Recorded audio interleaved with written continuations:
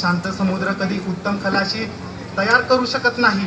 उत्तम व्हायचं असेल तर वादळाला टक्कर द्यावा लागते, लाटांशी झुंज घ्यावा लागते आणि त्या साऱ्या संकटांवर मात करून यशाच्या किनाऱ्यावर पोचायचं हवं.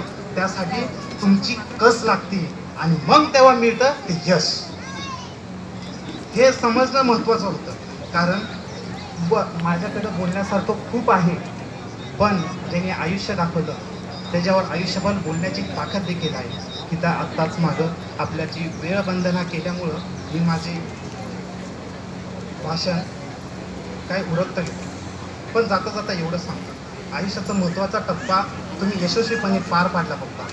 आता तुम्ही एका नव्या टप्प्याला सुरुवात करत आहात. लहान होतो म्हणून त्यामुळे तुमच्यासोबत उभा राहू शकलो नाही तेव्हा, पण ह्यावेळी तुम्ही तुमच्या नवीन सुरुवातीसाठी तुमच्या खांद्याला खांदा देऊन उभा राहील.